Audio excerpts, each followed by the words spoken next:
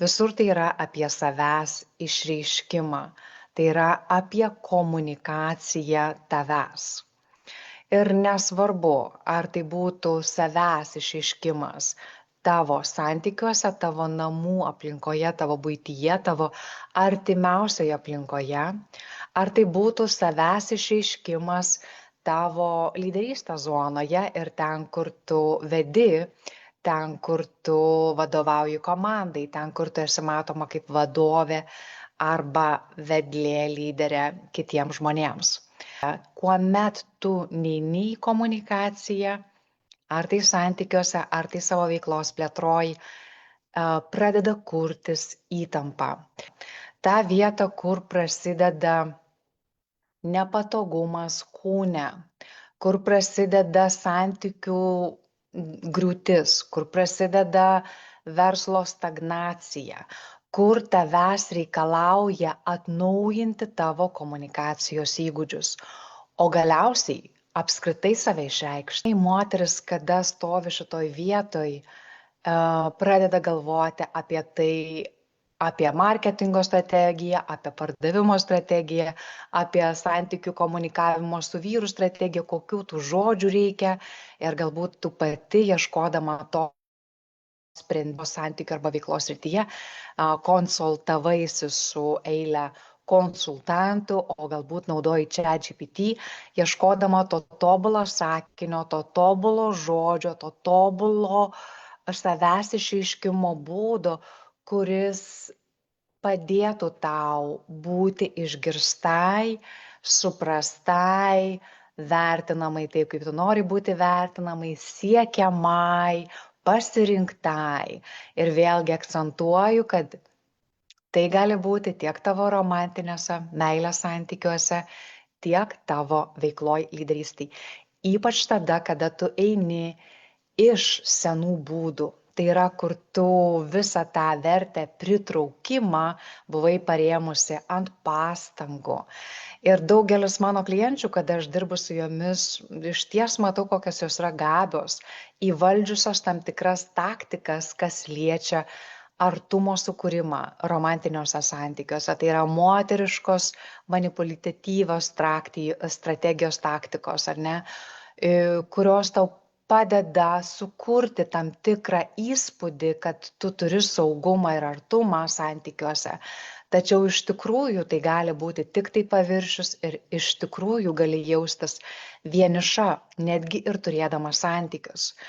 Ir tuo pačiu veiklos rytyje labai dažnai moteris turi tą taktiką ir strategiją, galbūt ir su tuo pačiu ChatGPT parašyta, tačiau tu matai, kad arba ateina ne tie žmonės tave supa, ne tie santykiai. Ir šiandien aš kalbėsiu apie tai, seną laikyseną, senas pozicijas, kurios nebetarnauja ir ką tau daryti, kad tu pajudėtum į šitos vietos, kur savęs nebeišreiškimas, tu jauti, toliau nebeveža. Toliau nebeneša nei tavo santykių plėtros, jie nebegali augti ten, kur tu nori augti, tai yra turėti abipusiškai remiančius santykius, tiek tavo lyderystėje, ar ne, gali vykti stagnacija. Darbuotojų prasme, gali būti stagnacija klientų prasme, gali būti stagnacija pajamų prasme. Tai kalbame apie tai, kaip eiti į plėtrą, vystyti savo santykius ir savo moterišką lyderystę, vadovavimo sritį per savęs išreiškimą. Labai dažnas situacija dažna yra ta, kad moteris vengia tos komunikacijos. Kaip sakau, nepaisant to, kad tu gali būti labai pasitikinti, ir apskritai nebijanti moteris, tu gali būti išties asmenybė laisva, laisvai save išreiškinti, mąstanti plačiai, tačiau kas liečia tuos jautrius dalykus tau asmeniškai, tai yra tavo meilės ryšį, va tuos užkulsius, ar ne, ir tuos tavo lyderystę, tavo viziją savo verslui, kurią tu turi. Gali būti, kad yra vengimas. Tai yra tipinės saviraiškos situacija moterų. Vengimas išreikšti save. tu gali taip pat jausti, kad savo santykiuose išties, tas vietas, kur tu jauti, kad nori iškomunikuoti savo balsą, savo tiesą, savo matymą, savo poziciją, tu savęs sulaikai, sustabdai, nutyli ir kodėl tai vyksta, ką pastebiu dirbdama su savo klientėmis, tai yra būtent tas momentas, kad moteris bijo konflikto. Tai tu gali taip pat jausti, kad tu geriau savęs sulaikai ir nutyli tuos dalykus, kuriuos ilgai nori pasakyti. Yra todėl, kad bijai, ką tai sukels kituose asmenyse, su kuriais tu komunikuosi. Ir ką tai išjudins, ką apie tai pasakys, kaip sureaguos. Ir iš tikrųjų, tai gali atrodyti kaip konflikto baimė, tu tiesiog bijai. Ir mano klientės išties mes prieinam prie komunikacijos ir kai tik tai atsiranda vieta ir taškas kalbėti ir išreikšti pagaliau tai, kam pasiruošusi jautiesi, atsiranda stabdis ir vėlgi yra atidėliojimas. Ir tai gali tęstis ilgą laiką, ar ne? Bet kaip sakau, mes kalbam šiandien apie tą vietą, kur tai tau nebetarnauja. Ir tu labai aiškiai žinai, kodėl tai tau nebetarnauja, ar ne? Ir kur tu nori būti tuo pačiu. Tai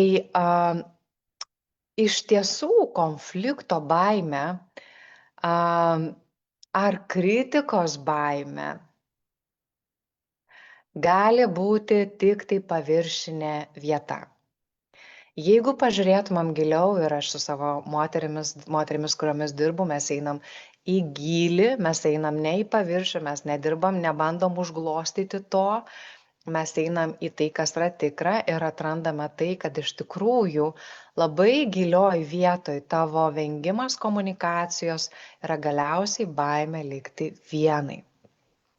Tai kaip gali pasirodyti šitą baimę, gali pasirodyti baimę, kad, jeigu tu pagaliau pakelsi šitą temą, galbūt kuri yra jautri arba skaudi tavo santykiuose su vyru, tai sukels vėl eilinį konfliktą, kaip tu anksčiau turėjai. Ir galiausiai tu bijai tiesiog, o kas bus, jeigu jisai pasitrauks. Ar ne? Gali būti komandoje, vėlgi tu vengi to komunikavimo, savo pozicijos, savo tiesos, savo matymo, todėl kad baiminiesi, kad komandos nariai pasitrauks. Ir jeigu tai tau ar taip trūksta komandos narių, kas labai dažnai mano klientams būna, komandos kinta ir šiandieną surasti tinkamus darbuotojus iš tikrųjų moterims yra gana iššūkis.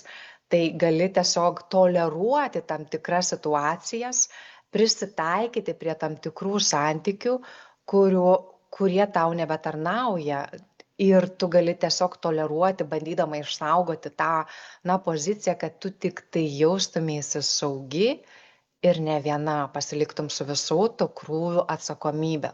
Jeigu tai liečia tavo romantinius santykius, tai gali įtraukti tavo pasirūpinimą vaikais arba finansais, arba namais. Ir atrodo, wow, tai tiek daug, tai tu geriau toleruosi tą įtampo zoną. O jeigu tai yra komanda, tai vėlgi tai yra, o kaip suvaldysi tos srautus, kaip suvaldysi tos gamybinius momentus, ar ne? Tai ką pasirenka? Bijodama to, kad viskas liks ant tavęs, tu pasirinki tylėti. Ir tyla be abejo nesukuria ryšio. Tyla pradeda kurti bloką, atotrūkį, distanciją, šaltumą, vėsumą santykiuose. Ir iš to šaltumo nebekomunikavimo prasideda nebesusipratimai, ar ne? Pradeda vienas kitas nesuprasti, santykiuose jūs nebeinat viena kryptim, vienas vieną galvoja, tu galvoji visai ką kitą prisifantazuoji, ar ne? Blogiausių scenarijų, tavo komandos nariai vėlgi negauna iš tavęs kaip lyderės vedimo krypties, kur einat. ir gali pradėti anarchija vykti, kada jie pradeda diktuoti tau sąlygas ir taisyklės ir galbūt sakyti, na tai kągi darom ar ne, ir tu pasijūti truputuką silpnesnė už juos, kada pradeda tau diktuoti sąlygas tie nariai, kuriems tu turi duoti komandą, ar ne. Tai iš tikrųjų pradeda kauptis tam tikra įtampa ir blogiausia, kad šita įtampa kaupiasi nervų sistemoje, ne tik tai tavo, bet ir tavo aplinkos ir kaupiasi, pereina į kūną. Kada aš kalbuosi su savo klientėmis, mes iš tikrųjų prieinam prie tokių situacijų, kad labai dažnai moteris versle, vadovaujančios, turinčios daug atsakomybių, jos patiria pakankamai daug simptomų savo kūne ir tie simptomai yra labai, labai įvairūs. Labai specifiški kiekvienai moteriai. Na ir tuomet prasideda savęs tvarkymas ir tų simptomų kūne tvarkymas, o galbūt iš tikrųjų sprendimas yra savęs išreiškimas. Kas liečia tylą veikloj, tai įtakoja tavo finansus ir kitus dalykus, ar ne? Dabar kitas momentas reiškės, tai yra tik tai viena iš pozicijų. Tyla, nutylėjimas, labai dažnai, ką sakau, tai yra susimažinimas, na geriau nutylėsi, geriau nesudrebinsi iš to ugnikalnio, kad jisai neprasiverštų, gink Dieve, geriau palaikysi viską saugiai, įsijungia tavo kontrolė ir ta kontrolė tau labai daug kainuoja, ar ne? Ypač jeigu tu vis viena tai individualiai neši ant savo pečių. Reiškia, susitraukimas, nutylėjimas yra tik tai viena pozicija, kas liečia savęs išreiškimo sferą. Ir kita pozicija, kraštutinė, dar kita yra tada, kada daug mano moterų, taip pat būdamos tos stiprios, veržlios moteris, su tam tikra laikysena ir pasitikėjimo pozicija, jos labai garsiai komunikuoja, labai šaukia, labai rėkia, labai įrodinėja.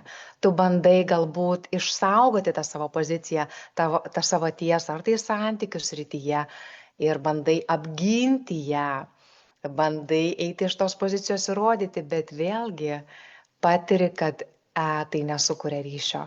Vėlgi jauti, kad tavo žodžiai atsimuša kaip į sieną ir to ryšio partnerystėje su tavo mylimu žmogumi arba su tavo norimais klientais arba komandos nariais, darbuotojų sritimi, tu nesusikalbi, tu nesusirandi to, kas yra reikalinga tvariems, stabiliems, produktyviems, efektyviems, abipusiškai tarnaujantiems santykiams. Tai iš tiesų konflikto baime ar kritikos baime gali būti tik tai paviršinė vieta. Jeigu pažiūrėtumėm giliau ir aš su savo moterimis, kuriomis dirbu, mes einam į gylį, mes einam ne į paviršių, mes nedirbam, nebandom užglostyti to, mes einam į tai, kas yra tikra ir atrandame tai, kad iš tikrųjų labai gilioj vietoj tavo vengimas komunikacijos yra galiausiai baimė likti vienai. Tai kaip gali pasirodyti šitą baimę, gali pasirodyti baimę, kad, na, jeigu tu pagaliau pakelsi šitą temą, galbūt kuri yra jautri arba skaudi tavo santykiuose su vyru, tai sukels vėl eilinį konfliktą, kaip tu anksčiau turėjai, ir galiausiai tu bijai tiesiog, kas bus, jeigu jisai pasitrauks. Ar ne?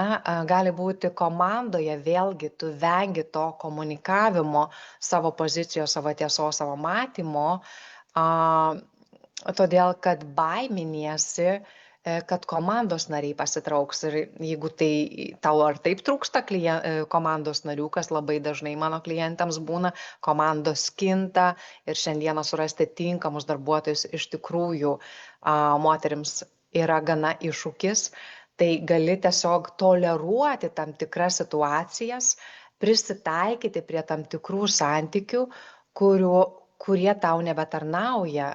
Ir tu gali tiesiog toleruoti, bandydama išsaugoti tą poziciją, kad tu tik tai jaustumėsi saugi ir ne viena, pasiliktum su visų tų krūvių atsakomybę. Jeigu tai liečia tavo romantinius santykius, tai gali įtraukti tavo pasirūpinimą vaikais arba finansais, arba namais. Ir atrodo, wow, tai tiek daug, tai tu geriau toleruosi tą įtampo zoną, O jeigu tai yra komanda, tai vėlgi tai yra, o kaip suvaldysi tos srautus, kaip suvaldysi tos gamybinius momentus, ar ne?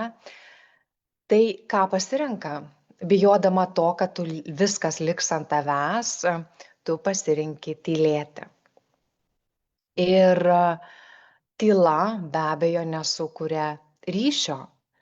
Tyla pradeda kurti bloką, atotrūkį, distanciją, šaltumą, vėsumą santykiuose.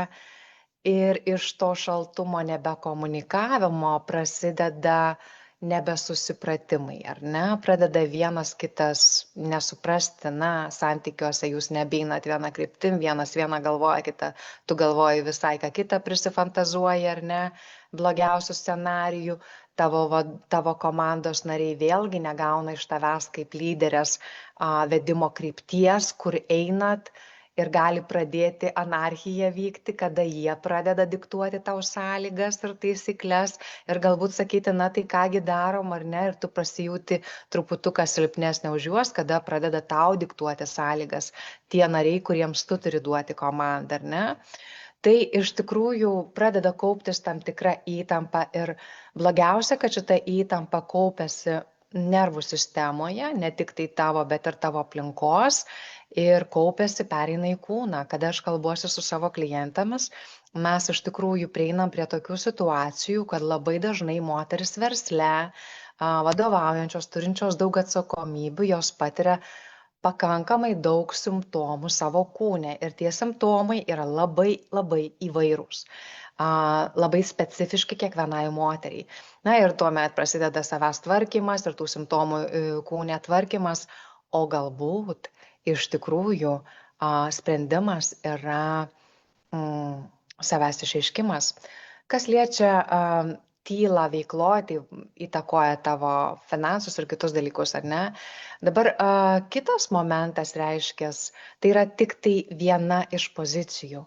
Tyla, nutylėjimas, labai dažnai, ką sakau, tai yra susimažinimas, na geriau nutylėsi, geriau nesudrebinsi iš to ugnikalnio, kad jisai neprasiverštų, gink Dieve, geriau palaikysi viską saugiai, įsijungia tavo kontrolė ir ta kontrolė tau labai daug kainuoja, ar ne? Ypač jeigu tu vis viena tai individualiai neši ant savo pečių. Reiškia, susitraukimas, nutylėjimas yra tik tai viena pozicija, kas liečia savęs išreiškimo sferą. Ir kita pozicija, kraštutinė, dar kita yra tada, kada daug mano moterų, taip pat būdamos tos stiprios, veržlios moteris, su tam tikra laikysena ir pasitikėjimo pozicija, jos labai garsiai komunikuoja, labai šaukia, labai rėkia, labai įrodinėja.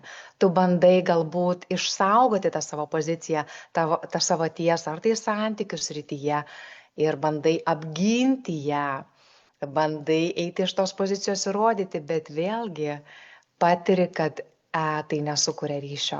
Vėlgi jauti, kad tavo žodžiai atsimuša kaip į sieną ir to ryšio partnerystėje su tavo mylimu žmogumi arba su tavo norimais klientais arba komandos nariais, darbuotojų sritimi, tu nesusikalbi, tu nesusirandi to, kas yra reikalinga tvariems, stabiliems, produktyviems, efektyviems, abipusiškai tarnaujantiems santykiams.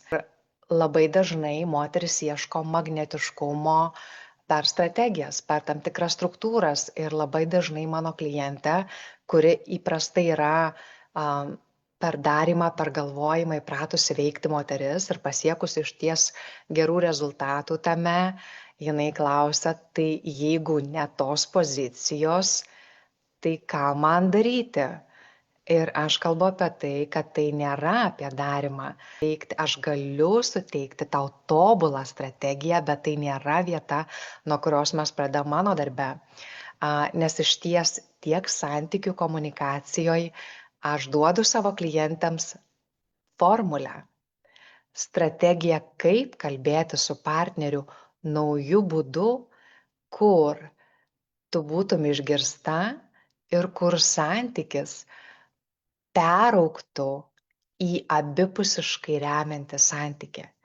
Ir tiek veikloje, jeigu mes dirbam su veiklos komunikacija, tavo produkto ar paslaugų ar vertės komunikacija, vėlgi klientams galiu duoti ištobulintą strategiją, tačiau vien tik tai strategija neveiks. Ir kai tu manęs klausaisi, galbūt jau esi toj vietoj, kada tu nebenori ieškoti to tobulo žodžio formos, nes tai tau paprasčiausiai jaučiasi nenatūraliai. Ar ne? Tu labiau ieškai, kaip tu gali išreikšti save kaip tikrą save, būti tikra, laisva savimi ir turėti tikrus santykius. Aš noriu tau to paties. Ir būtent taip gyvenu ir taip noriu pasidalinti su tavimi, kas man padeda, kas padeda mano klientams pritraukti tuos tikriausius santykius, kur tau nebereikia nei savęs mažinti, nei savęs įrodinėti, gali būti savimi, save laisvai išreikšti ir turėti magnetiškumą, kur tu esi siekiama, pasirinkta, geidžiama tų santykių, kurie išties tave vertina. Ir šiandieną mano tikslas nėra perduoti tam tikras strategijas, kaip tai daryti. tą aš mokau savo Limitless Mastermind'e ir individualiose mentorystėse. Aktas tavo savęs išreiškimas, savo jausmų išreiškimas yra raktas į tavo magnetiškumą. Tačiau, kad ateitum iki to išreiškimo, vėlgi, akcentuoju tai, ką kalbu. Pirmiausia, tai nėra formulė, tai nėra žodžiai, tai nėra struktūra ar strategija. Ir tu tai žinai. Jeigu manęs klausaisi, tu jau esi toj vietoj, kur galbūt turi tobulą struktūrą, ChatGPT parašytas formulės ir taktikas. Tačiau jauti, kad tai nepadeda tau išeiti iš tos įtampos zonos į tą komunikaciją ir ryšio kūrimą ir užmezgimą. Ne? Tai tikri santykiai prasideda nuo tavo išreiškimo savęs kaip tikros. Taip, tikrai save išreiškiant, tavo santykiai persitvarko.